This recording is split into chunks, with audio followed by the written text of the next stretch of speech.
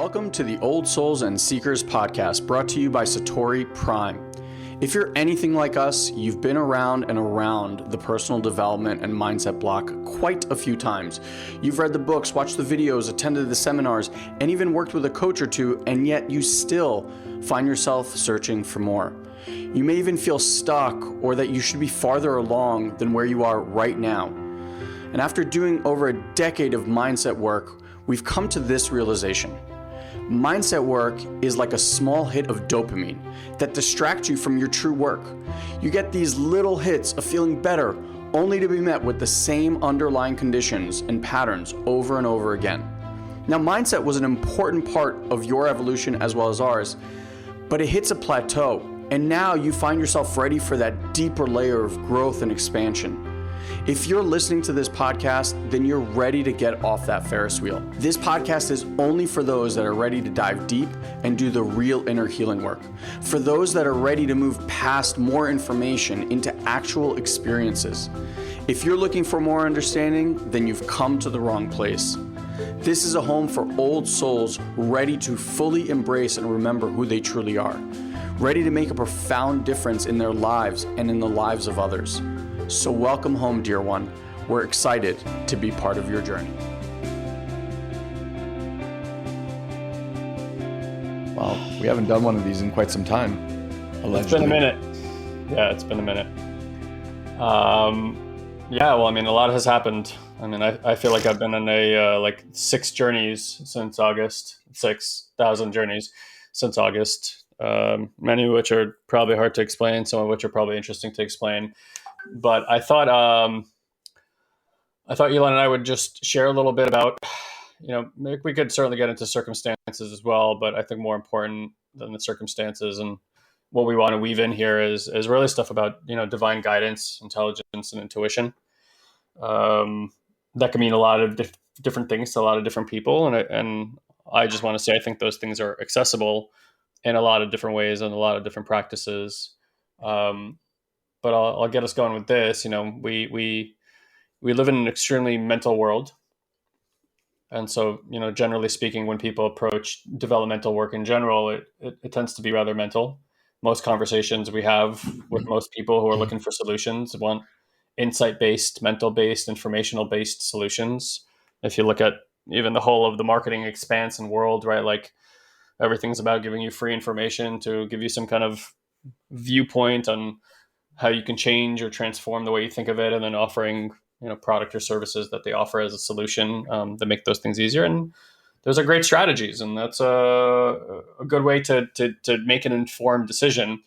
However, I think more important than talking about making informed decisions and informational-based decisions, oftentimes, I don't know about you guys, but certainly in our tenure as business owners and my lifetime, I've made a lot of decisions that on paper seemed like the right thing to do. Elon can attest to this. A lot of those decisions we made over the years have bit us in the ass horribly. Whether it was money being stolen or difficult business relationships that really had no reason to be difficult, but suddenly just became difficult. Trying new things that could be supportive to people, and then they're having negative experiences, or we're having negative experiences. And so I don't know about you guys, but if you're watching this and you want to say, hey, yeah, that's something I've noticed too. It's like sometimes even with the best of intentions, whether it's your own or other people for you, bad things happen, or, our experience of them, our perception of them is that bad things are happening.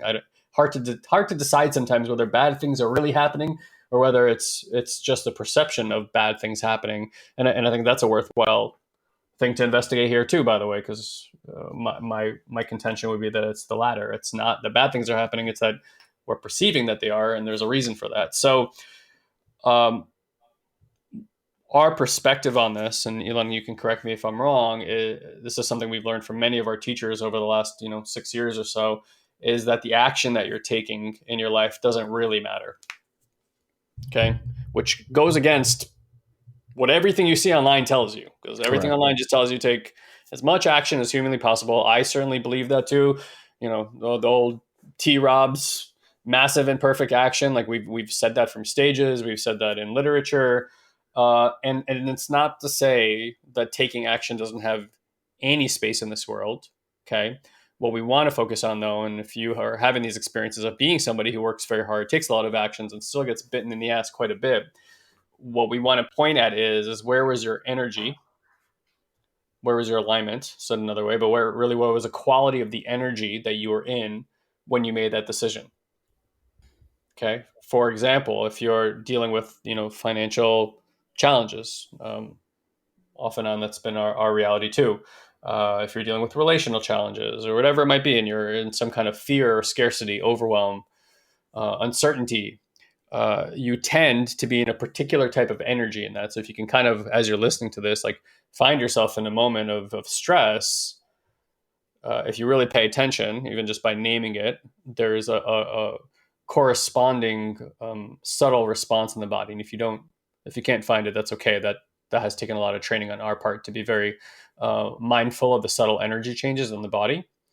And so there's a certain quality that arises there. Okay. And then there's a certain type of like program in your mind and in your body that has to show up to try to deal with this stress. But suffice it to say, the program that's showing up may have been a really, really good strategy when you were a little boy or a little girl for dealing with that stress. But as you've grown, as you've become a quote unquote responsible adult, you may find that response that once worked really, really well to keep you safe is now causing a lot of detriment in your life, relationships, finances, health, et cetera, et cetera, et cetera. And so if you're in scarcity or fear or uncertainty when you take an action, and so literally that action is sourced from that fear, that's why you're taking that action, to try to stop that fear, then the very source of that fear is that anger or that sadness or whatever it might be. And so there's a universal law that energy begets energy, and a quality of energy can only create more of that energy, can't create another energy. And so if you act from scarcity or these things, kind of like what I mentioned, is a lot of these situations Elon and I have dealt with in the past, I could clearly see now that I was doing those things to try to get myself out of a jam or to try to get a quick win or whatever it is. And if that's what the energy behind it was, like, oh my God, I got to save that myself, or I got to create protection for myself. Ultimately, it just created more of what I was trying to get rid of. And it's gotten so crazy for me that I realized, like, the last 5-6 years, my real desire in my life deeply has been for more ease and stability. Like if you ask me at the end, like on New Year's, I'm like, what do I want? I'm like, peace. Like I want to be peaceful. I want stability, and I want ease in my life. Like how many of you guys, again, listening to this, if you're watching this live, would love some of that. Yeah, you want some of that. And what I've come to see now, and again, it's not like new, but like you see it kind of at different levels at different times in your life. What's new for me is like by holding on to this intention so close. Because there's one thing to like create an intention, like, and then like completely let go of it, trust it to the ethers. There's nothing you need to do to create it. You just trust that like the intention, that frequency you're putting out to the universe is the only action you have to take. And so there's a difference between like holding things very rigorously, like I gotta get that goal, again, which is what most of the literature and coaching out there tells you, versus like, you know what, I really want that, I need that in my life, I'm going to hold it very loosely, and I have no expectations of it, of how it's going to arrive or anything else. And to me, that's a healthier way of doing it. But what I realize is, again, many of you guys probably have had this realization too, is by constantly holding this idea of ease and stability in my life has been anything but easeful and stable during that period of time. And so that brings up a question: what the fuck is going on here? Because they tell you if you focus on something, you're going to have it. But what I really realize now is that the focus of that constantly in the way that I was holding it, and again, it's more energetic than like linguistic or mental, in the manner in which I was holding on to this goal that I want in my life, the goal constantly creates a recognition that it's not who I am or what I'm experiencing now. Let me say that again. So that by holding on to that goal constantly, that energy is what it's really saying is there is no easefulness right now. There is no stability right now. And so I'm creating all my action and sourcing it from no ease, no stability, which is creating no ease and no stability in my life, or small periods of stability. And then something comes to really destabilize my experience over and over again. And that's kind of what I've been experiencing, is like these pockets of like well-being, like, wow, everything's great. And then it's like, not great, like really, really not Contrast.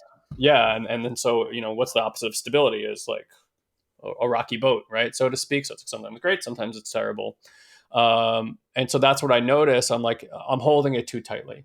I don't need to work so hard on that, and I really get to focus on what are the parts that are acting from that place. How do I work with them so that they're ultimately the fear response, that these very old strategies, patterns, and habits that I built as a child to try to protect myself, try to protect my system, are still working here. And as I release that, I am noticing changes in my reality, changes in my perception, changes in my expectations. And that's been a really, really, really big change for me these last 3 months. It's really coalesced over the last 5 years, but in these last 3 months, it's been like very, very rigorous in my experience. And then, depending on when you listen to this, in the last 2 months, just from being advocates for so many people, friends who do a lot of this kind of work, it has seemed that the last 2 months on our planet are just filled with a lot of fucking intensity for a lot of people.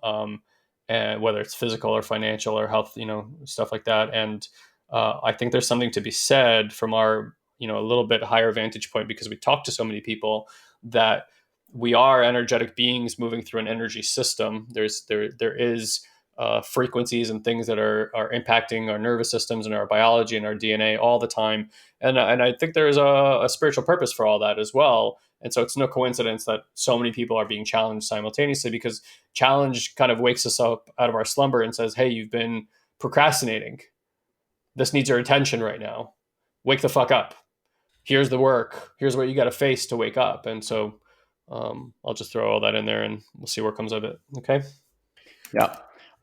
One of the things that I actually become very aware of in that world of contrast is, two things come to mind. One is, we went to the jungle, and I actually met a friend who had also done a few ceremonies, and we were talking, and I got very clear that how different, even with medicine, like the answers that I was looking, right? So when we used to do lots of personal development work, right, what we were always seeking was concepts. We were seeking information. We were seeking answers in the form of words and phrases and concepts, etc. Right. And so you go and you drink medicine, and then the way the medicine interacts with you is it provides you with insights. It provides you with these moments where you can crystallize and go, oh, this means this, and whatever. And now I think over the last few years, what you're pointing to is we've really focused on a lot more of the energy behind the action. And the energy behind the action has led us to learn the language of emotion. And emotion is different, is very, very different from feeling. Feeling is like, I feel tired, I feel sad, I feel angry, I feel this. Feeling is what the mind does to make sense of an emotion. An emotion is more of like a felt sense, a sensation in the body. But that sensation has to have a label to the mind. The mind has to label it. And so when you feel like, your heartbeat really fast, or your hands get a bit clammy, or whatever it might be, your mind is going to be like, oh, I'm nervous, or I'm anxious, right? Even though really there's just a sensation. There's a quickening of the heart. That's it. And so with that in mind, and having done all that work, what's been interesting is this time when we went to the jungle, it was everything was like felt sense. So when people kept asking me like, how was the trip? How was the trip? How was the trip? Because every other time I'd come be like, oh, I learned this and I had this insight. I didn't really have many of those, because a lot of it was just a sensorial experience where it'd be like, this is what it feels like to be a leader. But it didn't come with like a bulletproof, you must do this, this, and this. And it was just like, feel this. And I was like, oh my God, that feels amazing. Or this is what it feels like to feel acceptance, or feel more love, or feel more abundance, or feel more joy. And it was just actually reworking the felt sense of the body without giving me all the constructs. So I want to throw that in there, which was really beautiful, because having having an experience is very different than having an insight or a cool catchphrase or a aha moment. There's plenty of things that we know, but they have very little impact in our lives because we haven't fully embodied and experienced them. Whether that's, you know how to do certain things as a parent or as a spouse or as a, employee or entrepreneur, whatever it is, right? You know these things and then you keep doing the opposite, right? Because the knowing doesn't really make the difference. It's having the experience. Just like for a kid, you could tell a kid till you're blue in the face not to do that thing because they're going to get hurt. How do they learn? When they do that thing and they get hurt, and then it's like, oh, that does that. So that was very cool. And then the other thing that guy was pointing to, which I have really, really taken on in my life, is that we can't learn anything without contrast. And you've read this probably in many, many spiritual books. Like, you can't know hot without knowing cold. You can't know sweet without knowing sour. And you can't know love without fear. And Alex, who I believe is listening right now, wrote this beautiful post about choosing love or fear. And I said, it's really interesting how in choosing fear actually gives us access to the contrast of love. And so, because we can't experience one without the other, what's become really beautiful is that when now, for example, my daughter gets very stubborn or, hot-headed or whatever it might be, I have this like felt sense that this is the contrast piece, right? Like, I want to be able to hold her in love. And so I get to also experience the contrast of her being in that way so that I can experience the holding her in love while in that state. Versus like, we want something, and when the thing doesn't show up, we get really pissed and we get really mad. And so now it's almost like that somehow is flipped. And I have to say, that wasn't something that like Aya told me when we were there. It was just, we've had so many experiences while we were in the jungle where contrast became so abundantly clear to all of us that it's just been something that I'd taken home and taken into my experience. And it's been really profound. Yeah, I would say, outside of some financial situations, and we're trying to move right now while Mandy is pregnant in third trimester, which our midwives hate that we're doing, by the way. But my son has been what's popped up the most for me. I like, anybody who's met my kid, it's hard to explain because he feels so emotionally mature for someone his age, but of course he's still a child nonetheless. And when every child, right, has pushback on their parents, you tell them, "Hey, please do this." No, right, like all the things, and it can get anger or hostile quickly with children, not towards them, but like them towards you, because they're not always crystal clear on the emotions that they're having or how to express that in a way. And so, of course, it's, any parent knows you guide them into this, but so much of what child rearing has been like shutting it all down, my way or the highway, dominion over. And that's not how we're committed to raising our child at all. I heard Sadhguru said the difference between raising a child and cultivating a child is massive. And most people are raising children, they're not cultivating them. Like, we really want to cultivate, I'm sure Elon agrees, he wants to cultivate his children's attributes, best attributes, and help them find it versus telling them how they're supposed to be. And for me, that's the world of tomorrow. If we're all automatons, then what the fuck is the point? And then just let the government tell us who we're supposed to be, and everyone shut the fuck up and fall in line, right? But if like you have an inkling of creativity in your body or self-expression that needs to come out of you, that's not who we are. Not at any level, not at mindset, not at the heart, not in the multidimensional nature that we've experienced. Like, we've peeked, Elon and I have peeked behind the curtain enough times to have at least some sense of the power of humanity. And certainly we are not exhibiting that power at this point in time in humanity, although it's on the rise. It's on the rise. And so I say all that because what's been really in my face is like what was done to me. Again, not blaming my parents here, but just what was done to them that was then done to us. is what comes out of me. It's like, it's the first response I want to have. I'm sure Elon, it's the same thing. It's like, hey, just, say it a few times patiently, then you lose patience. Then it's like, here's the way it is, right? Like, 100%. here's the way it is.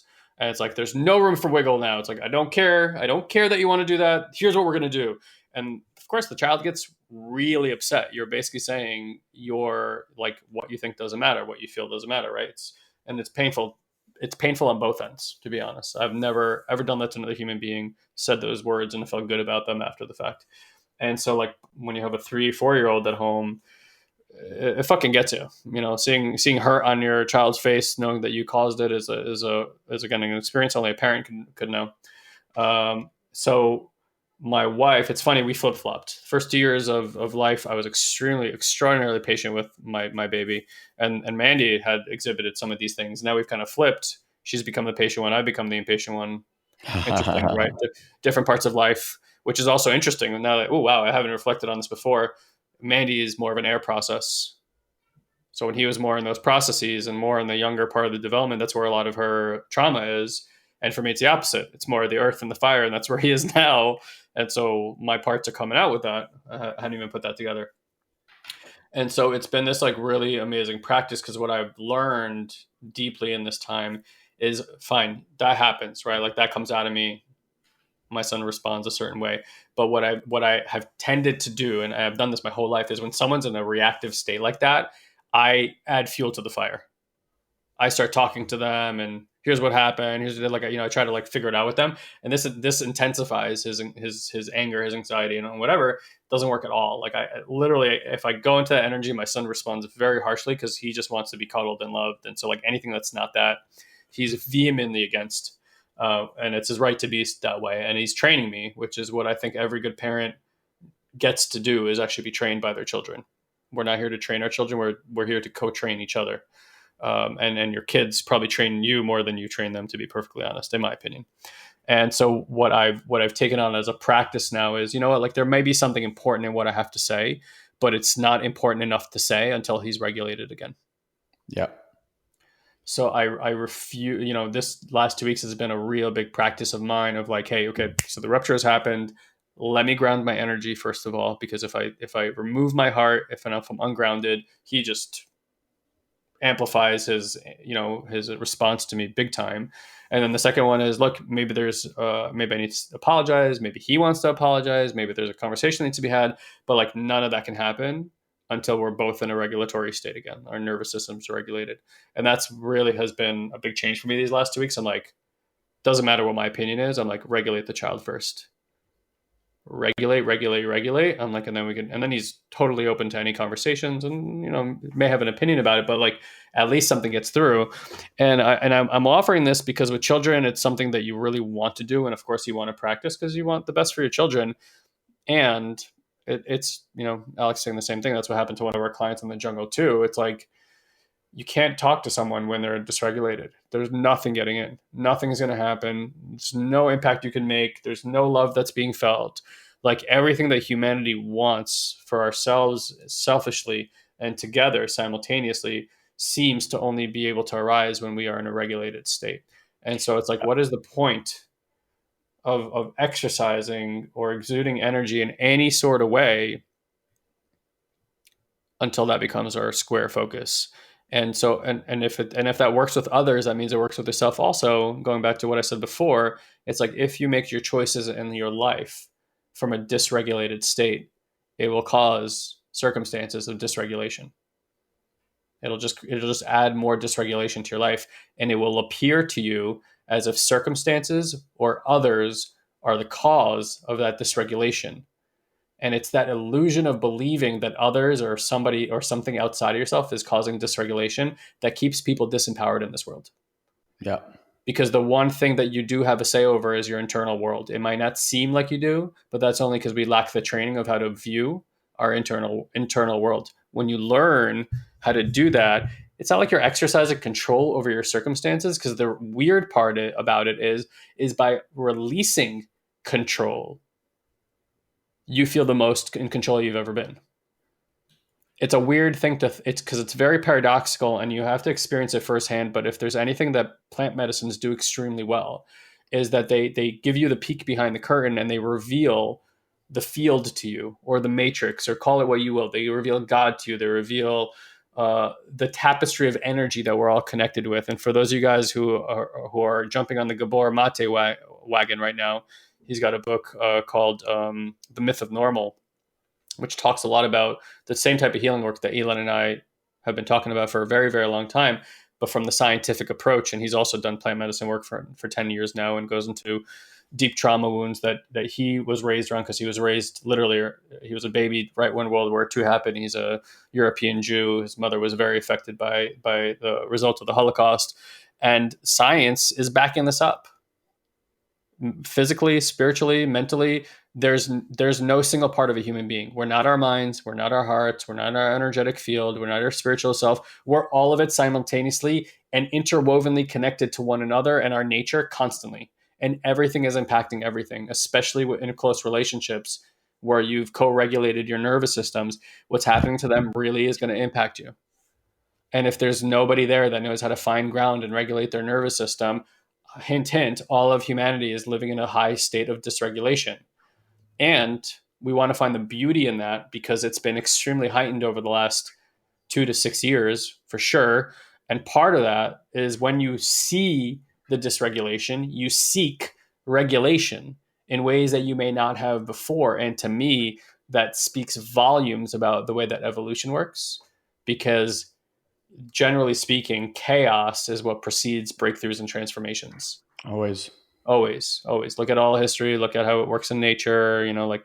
Like death will happen and life will always come again, because life is, look at our planet. We find little fucking conscious entities in lava, like everywhere we look. We're like, oh my God, there's something living over there. Like, doesn't make any sense, where there's barely oxygen, where there's fire, where there's heat. Like, life finds a way. It's this incredible thing. And you got to realize you're not separate from that.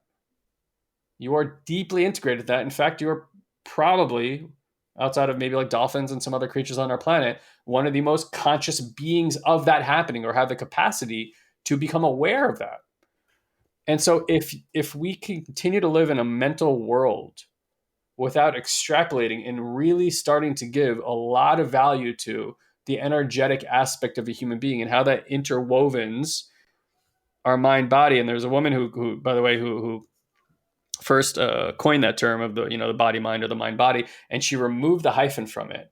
And she's like, we removed the hyphen from it because the hyphen still denotes that they're two separate things that are simultaneously acting together, when in fact the mind body is a single thing. It just so happens to be that the central focus of your nervous system is your mind, but the nervous system is an entire contraption that's connected to all your organs and all your sensory equipment, and it's one thing. It's not many things.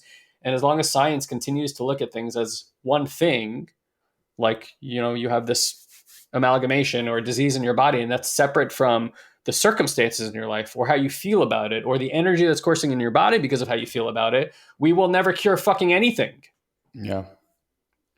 And so you got to take that at every level. It's like, hey, you're challenging your habits. You got to look at it from all perspectives. You have to look at a holistic approach.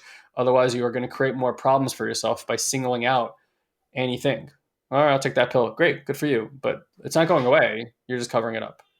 So this is so important. All these little things. Hopefully, this was somewhat of a coherent rant over here. But I touched on a lot of different things. But these are the things that I'm feeling into, or are at the forefront of my mind, and certainly feel like really, really important for us to start stepping into. I want to also add there that I speak to a lot of parents, and parents who read books and are really motivated and want to be the best parent that they can be. And I'm using parent as just an example. You can use this as, you can replace the word parent with entrepreneur or husband or wife or whatever it is. And a lot of times people get stuck on the fact that they read these amazing things and then they forget to practice them, or it doesn't really get implemented into their life in the time frame that they're wanting it to be implemented in their lives. And something that I said to one of my friends this weekend was, you're battling or not even battling, that's the wrong word. When you have these realizations, what you are recognizing is a pattern and a process that has been created from the time that you were very, very young to protect your nervous system. Okay. And so for most of us, that's been around for 20, 30, 40, possibly 50 or more years. Okay.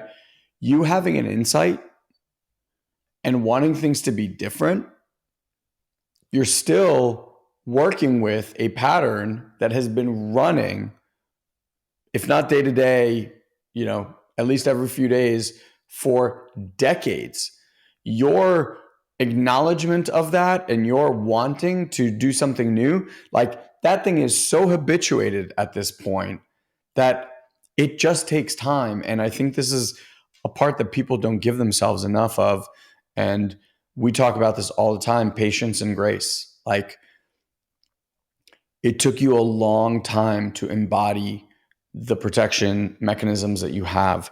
Having an insight and a knowledge of like, oh, wow, this runs me, does not have you get rid of it, right? And just so you guys know, you'll never get rid of it.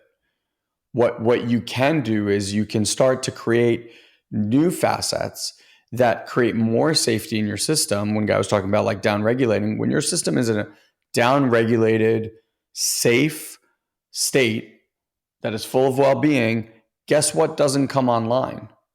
All of those protectors. So it's not about a practice of getting rid of the protectors, because you will never get rid of them. It doesn't matter how much work you do. It doesn't matter how much understanding you have. Those protectors are built in forever. What can shift is the response ability of your human, such that when an input comes into your system, the trigger is no longer there to get activated and react. And what you're left with is response ability. Gab talks about in this book, and I thought it was an amazing example that just hits very close to home. He lands off, he comes off a flight, and his wife calls him and she's like, yeah, sorry, I'm not going to be able to pick you up. No, While back up a step. He's coming from an event that he speaks in front of everybody. Everyone's clapping for him and admiring him for what he does in the work. And so he's flying back on this airplane, and he's high from the experience. Like, he feels amazing, like he can do no wrong, like he's benefiting all of humanity, right? Like, Elon and I've been in these shoes too. So I was kind of like, I went for the ride with him, and then he comes home, and as he's landing, he messages his wife. He's like, hey, I'm landing. And she's like, oh, do you still need a ride? Even though they had agreed that she would pick him up. So he gets very upset about this. Yeah. So right. And think about this. Any expectation that you have, I don't care how big or how small, if that expectation isn't met, you're left with disappointment. You're left with upset, right? So his wife basically telling him that she's not going to come pick him up leaves him in an upset. Now, Gab is someone who, like us, has done a tremendous amount of work. Now, does he know that intellectually it's no big deal? Like, he can take an Uber, he can be home in 20, 30 minutes or whatever it is. And great. Yes, absolutely. In the moment, however, though, knowing that makes no difference, because he's pissed. They had an agreement. She was supposed to be there. She did not show up. Now, does it end there? No, it does not end there, right? Because now he's fuming in the car ride home, and then he gets home, and this is where we get really wonky, right? And again, these are just protection mechanisms. He's upset at his wife, but he knows better to scream at her and, yell at her and demean her and all that stuff, because he's done a lot of work. So what does he do? He's just cold to her, right? 2-word answers, kind of, right? Because inside, he's still upset that she didn't show up. Now, here's the question. Is that person feeling that? The person receiving your coldness, short answers, are they oblivious to the fact that you're mad at them, or are they actually experiencing you being mad at them? Because this is really important to get. we think that we're these like covert ninjas. We're like, I'm just gonna be quiet, so they're not gonna know how mad I am. Fuck, they absolutely know how mad you are, right? So at some point, his wife comes in, and she's like, all right, how long are you gonna keep this going, right? The flip side of it is you get to this place where your spouse calls you and you have this expectation and they're not going to pick up. And that thing that got triggered, which I don't know in Gab's own words, but it might be a part of you that feels abandoned, right? That got created when you were very, very young, or your lonely part, or betrayed part, or let down part, or no one notices me part, or no one cares about me part, whatever that part is, right? Like that's the part that got hit in that moment. That part was inside of you since you were 2, 3 years old. It had nothing to do with what was happening in your reality at the moment. It's just that it got hit, right? And that's what spun off that coldness and upset and all that kind of stuff. So if you can actually go and do work and heal that aspect of yourself, heal the one that got betrayed, heal the one that was abandoned, heal the one that was let down, then there's no energy that can come into your system and actually activate that part, which will in turn activate the protection, right? Like activate the cold shoulder, activate all that stuff. And so there's a time and a place for both, right? Like there's a time and a place to understand. And then there's also a time and a place where you can go in and do that healing work. And that's the part that I feel like is the cutting edge work that Gab is pointing to. It's the cutting edge work that we do with our clients. And most of our clients have done a lot of the understanding work and the seeing work and the knowing that, oh, this was created when I was this age and da da da da da. But the frustration is that they haven't quite been able to like actually remove the trigger that sends them into those places. And that's where you really get to go into body and into somatic and start to actually heal and be with these things, which the last thing I'll say is you cannot do on your own. I really want to reiterate that, and I really want to make it clear. You cannot be and you cannot do this work on your own, right? It's like you're asking the mind to take you into the most core traumatic ruptures of your upbringing. It has no interest in going there. In fact, it has spent decades keeping you out of there. All of your best of intentions, like, oh, I want to go in there to heal this. The mind doesn't care. It's like, no, I don't want you to experience that level of pain. And so when we sit with people, what we're actually giving their bodies and their systems is a template where they can downregulate, find that safety, and then together, like hand in hand, we walk into that event, right? And I use this analogy all the time. Think about this. Like if I said, hey, walk into that dark cave, you're going to have a lot of hesitancy. But if I said, hey, Guy and Elon are going to hold your hand, each hand, and then behind you, we're also going to have a team. And we're all going to walk into this dark cave together. We're going to feel exactly what you feel. We're going to see exactly what you see. We're going to experience everything that you experience. How are you more likely to go into that cave? With us by your side in a team or by yourself? That's what the mind is trying to fight all the time. And so it doesn't matter how much desire and will and want you have to go heal these things. The physical safety concern of the mind will not allow you to be there. Yeah. In that book, he states a few things I found fascinating. I don't know if you got to that part, but it was right around, well, not exactly where you shared, but he was talking about certain studies they've done where like there's clinicians, who deal with ALS, for example, right, which is a neurodegenerative nervous system degenerative disease that kills everybody that gets it. And so they had done these studies trying to create markers for predictions of which type of people are more susceptible to get to ALS.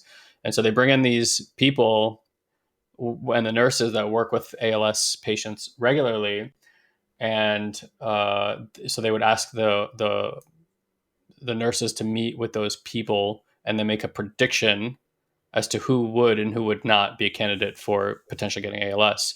And with a 94 percentile, these women were able to get it accurate. Wow. Now, how did they do that?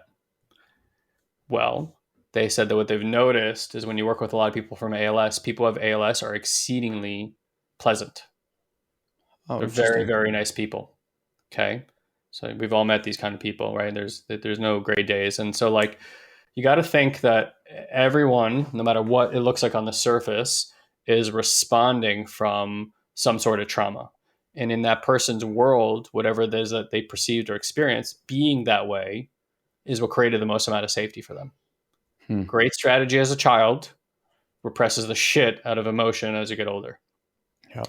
And so they're saying, like, we like to think of psychosomatic as diseases caused by the brain, when in fact it's an entire system, right, working simultaneously. And so again, it's funny how we use words and it can make people look away, like conspiracy theories, right? Will make, instead of people interested, oh, okay, I don't want to be that kind of person, so I won't look.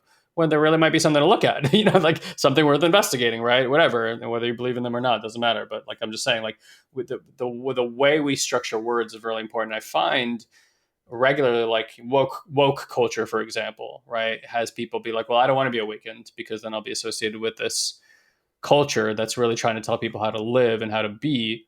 What does that have to do with being awakened at all? Anybody who's awakened is loving of all conditions and all expressions of humanity. Even if they can't be, they're working on doing that regularly. They're not telling people how to live. And so it's very dangerous when we start taking words that are meant to empower and we start using them for derogatory purposes. And so I say that because how do these like, so there's a repression that's creating some kind of pressure inside the nervous system that's leading to what we call ALS. It's fucking crazy. And there's so many things like this that nurses, again, if they work with somebody in the same field for a long period of time, know that there's a certain character trait to the people that show up. There's something that's connecting all these people. And I just want to retort, because he makes mention of this in the book, and I certainly have always thought about this too. When you go to a doctor and you tell them what's going on, they never ask you, what's your lifestyle? How's your relationships? Are you pleased with your work? How's your boss treating you? Like, there's no questions about your emotional state, your energetic needs, None. what happened to you in your past. None. Literally zero zilch, because the contention of the medical community is everything is chemical and you are a biochemical machine. And so we're going to treat you as such. But any human being intuitively knows, if they haven't been trained to think that way, that is the farthest thing from the truth. Every doctor, a wise doctor, in my opinion, you can, if you're a doctor, I'm sorry if you feel like I'm kicking shit up for you, or if you feel different about the medical community, is number one, the man in the white coat is always seen an authority figure. You know nothing about yourself or your body or your health, even though you've lived inside that meat suit the entire time. We all know when you feel something in your body, you go, something doesn't feel right in my own body. If the first question out of the doctor's mouth isn't, what do you think is wrong? I would say you should probably not talk to that doctor anymore, because he's taking you out of the equation and you are the most intimate person with your body. And you may not know how to treat that, but you certainly have a fucking idea about what's going on in your body and where it's located and how it feels different than maybe what you felt before. And so maybe you should be part of that medical process. And that's what a lot of the data is pointing to. This is not just coming from me. This is what science is showing. This is what intuitively has been known for hundreds of years. This is what the indigenous have been saying for thousands of years. But again, science and medical community goes, if we can't measure, it's not real.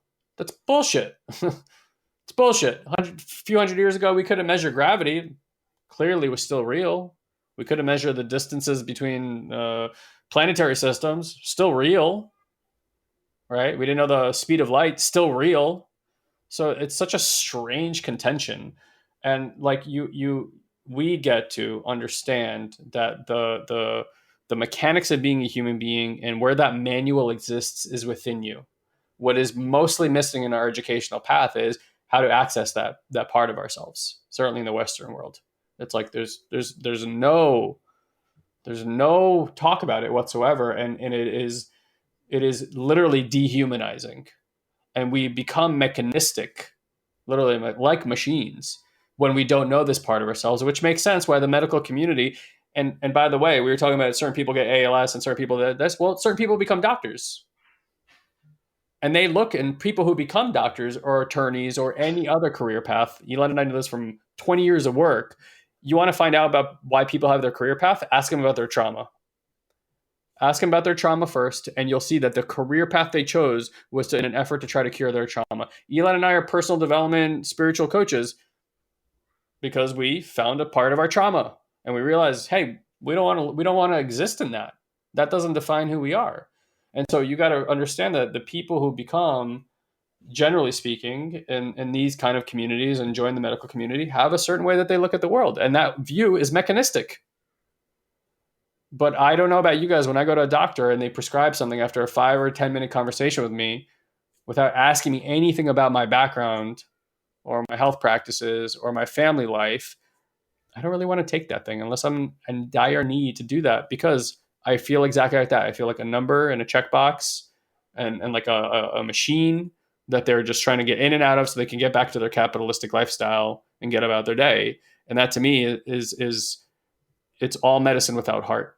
And the two for me can't coexist in an appropriate way. And don't get me wrong, there are certain times I want to certainly get the help of a doctor, and I understand there's a use case for that. I'm not throwing it all under the bus. And I think there's room for improvement, significantly so. And so I think, again, we can all look at ourselves, because a lot of us, again, we can learn from all these different things like doctors and stuff. I'm not blaming anybody or angry at them. I'm saying it's like, let's take a broader perspective and think to ourselves, we look at ourselves mechanistically too, because that's what we've been trained to do. As if you're a machine that's broken and it needs new parts. It's not how this works. You literally have the intelligence within you to renew the parts in your body. We know that for a fact. We know you can turn on and off your DNA. What's it called? Not epistemology. I can't remember off the top of my head right Epigenetics. now. Epigenetic. Thank you. Epigenetics. We know for a fact today that like the experience that the mother is having is turning on certain genetic predispositions in the kid. 30 years ago, when we marked the DNA strand, we're like, oh, we now speak the language of the human body. That's not true, because again, if you don't look at it from the point of view of energetics and emotions and the field and how that changes these things, everything, and that's a beautiful thing, because everything about your past that you have carried on, whether it's alcoholism or anger that you blame your family for, is nothing more than a miseducation that was funneled down to you from generations of people who believe that that was the only way that you can be if you are part of this family or this lineage. And today we know that's not true. So our work is about revealing to people that no matter what it is that you've experienced in the past, you can make the choice that whatever has happened in your lineage and in your family, that can end with you, or at least certainly begin ending with you. Yeah. That you don't have to give that to your children. You can certainly move away from that and step away from that. And it doesn't matter, what you are. Many of us, like us, like, last thing I'll say, sorry, I've been talking a lot, is, like the Jewish tradition and faith and religion carries a lot of burden with it, as I'm sure does being African American and all these other things, right? Of people have been horribly repressed and da da da da da. And there's a certain way that you're expected to talk about it, to show up in it, and to relate to it, and all this kind of stuff. But I'm like, in my experience, being that way only creates more of that experience. And it has taken something to be like, not that I don't want to feel the tradition of my Judaism, because I think there's so much beauty and value in that. But at the same time, it's like, those parts, those aren't for me. You guys can live in that. That's not for me. It doesn't enable a better life for me to live in. And again, I imagine we all have, parts of this in our lineage and histories, but, from my own experience, that's something that I've absolutely feel that I can, have been, and will continue to break free from. Yeah. And I think that takes something, like it takes standing up and saying, you know what, I'm curious and I'm interested in noticing these things, and then gaining tools on how to shift into new states new alignments, new frequencies. Because just like that example that we were talking about with the wife, we think that we're these covert ninjas, that like the way that we be somehow doesn't impact everyone and everything around us. It's impacting your pets. It's impacting your spouses. It's impacting your kids. It's impacting your health and your weight. There are things that the energetic body does to protect the hurt little ones on a physical level. Like if you struggle losing weight, it most likely comes from a rupture or a trauma that your body keeps protecting you from. And again, you heal that and all of that protection just sheds away.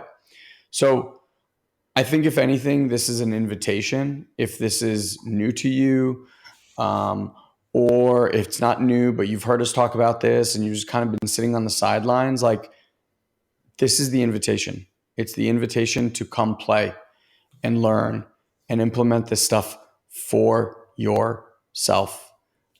So if you're watching this live, guy, just put something on the screen. But if you're not, I just want to read this out to you. We have a 6-week life transforming program. Our guarantee, in fact, is that you have at least one incredible breakthrough in the first, what is it, bro? In the first 6 weeks? Yeah, generally less, but yeah, one major life altering breakthrough in an area of life that you feel stuck in, you're struggling in, or if you're not, you just want to upgrade that, you feel like really plateaued. We can help you break through that in those 6 weeks. Usually, it's much faster, to be perfectly honest. And if you want information on that program, you can go to soulsandseekers.com/messenger. And all that will do will just forward you right into our messenger inbox, essentially. And if you just DM us the word change, again, change, CHANGE, somebody from our staff will get back to you with information almost right away with details about the program and anything you need to know to essentially make a choice. And if for some reason you still have questions after that, you can always get on the call with them to get that cleared up. And another thing that's our community has really desired as it's growing is to support other people. And so if you end up being in a situation where you want to talk to somebody else and see what their experience is like, we have endless testimonials. Many of our clients are lifers. They see this work as some of the most pivotal they've ever done in their entire lives. And I just want to say again, it's not because Elon and I are geniuses in any stretch of the imagination. This is borrowed work because it's spiritual work, which means all spiritual work is borrowed work. We have filtered these experiences that we've had for 20 straight years into teachings that are practical, they're easy, and they make sense, and they have an impact immediately on your life. And then the other important thing to realize is a lot of people avoid education because they're like, it's a lot of hard work. There's a lot of stuff to remember, a lot of curriculum to go through. Our work is not like that at all. This is not work you have to remember. It's not work you're like, oh, I'm in the middle of this thing with my parents, I have to do that. That's what Guy and Elon told me to do. It doesn't work that way. This work works on you. You don't have to work on it. We teach adults the way that adults teach children. You point at stuff when it's happening, and we're pointing at stuff that you don't notice is happening. And in that noticing, you're noticing changes. And you only need a split second to notice something for it to change. You get new information in your body when that happens. You get a new experience and perception when that happens. And that ultimately is what causes transformation. It's not insights and the things that are most deeply resonant and felt in people's bodies are the things that stay with them and create the big changes in their lives. However, and I should say, we got to start with your mind. You got to understand how this machine works, and you got to understand how it uses language to invest and create your reality. And if you don't have that, you're bound to repeat the mistakes of the past. When you get past that step, or when you get masterful with that, we can take you into the body, we can take you into the energetics of it. And so we scale this education in a way that makes it very approachable, that doesn't overwhelm you. And it's the way that has worked for us after trying so many different things, because we understand that these seemingly two systems of mind and body have been separated. And until you learn about both and combine them into a simultaneous experience, chances are, again, you're gonna keep hitting your head against the wall and wondering why life is so hard, why you're struggling here, why you're stuck in your relationships, why this hasn't worked, why I'm plateauing over here. And like all of that can be resolved by doing this kind of work. And life itself will be significantly easier regardless of how circumstances arise for you, because that we can't control. Like, that's out of our hands. That's God's work, so to speak, right? Like, your circumstances are your circumstances, and your perception of how you take those circumstances really matters in your ability to respond to it, right? Responsibility. And most people avoid that. So we can put the steering wheel kind of back in your hand, have you understand that really your transformation is your responsibility. All power comes from within. It's not Elon and I doing anything in particular. We're just guides into these self-realizations that we have been able to be led to ourselves. And that's the gift of humanity. It's as we are awakening, it is to share this awakening, this feeling, and this expression of being human with others in a way that's profound and works. And trust me, it's going to take you a lot less time to master these skills than it has Elon and I, because we went all over the world and found so many teachers and tried so many experiences. So you don't have to. Elon and I both DJ for a long time now, and Elon came up with this really great line years ago. He said, the DJ's job is to listen to a lot of shitty music so you don't have to. So you can listen to great music, right? And we've done the same thing when it comes to spirituality and personal development. We've tried a lot of things, a lot of shitty things, to get to an understanding of what really creates a resonance and feels good and makes an impact and transform people's lives, so that you don't have to. So that you know that if you come work with us, your time, your sweat equity, your financial equity is going to be spent very, very well in having you extremely focused on the very small amount of things that Elon and I have learned that work for everybody that's willing to commit and try these things. And because of that, that's why we have an incredibly high satisfaction rating, because what we're teaching is not, oh, okay, you're like this is what you got to do. These are universal truths of being a human being that we get to wake up to and realize within our own experience. And when you do, life changes. That's just what's so. Yeah, it's huge. Okay. All right, y'all. We love you. Thank you for listening. We'll be more on top of creating podcasts. We've been traveling a lot of things moving. We're doing a lot of exciting things behind the scenes here, whether you guys know it or not. We're excited to continue to bring you these conversations, to open your eyes and your hearts, hopefully as well. We invite you to join the community in some way, shape, or form. If for whatever reason you start one of our programs, you don't get value, we have amazing guarantees and awesome things to support you. But we're truly committed to you guys having a wonderful experience in your own awakening. And we'd love to be your guides if you feel like we are the people that you want to do that with. All right. All the best. Talk to you soon. Bye, guys. Peace out. Thank you, dear one, for choosing to share a bit of your day with us. We value you greatly. And as a way to give back and help you to deepen these practices, we want to invite you to join our incredible community on Facebook. You can do so easily by going to joinoldsouls.com and ask for an invite. This is our private community where old souls and seekers are able to grow and share their journey with others. We hold exclusive weekly live streams, we answer your personal questions, and offer valuable insights that we won't be able to share here on the podcast. So again, just head to joinoldsouls.com and grab your invite today. And as always, if you enjoy this podcast, please head to iTunes and leave us a review. It's the only way other people can find this show. So if it's making a difference in your life, please share the love. Until we meet again, have an amazing week, dear one.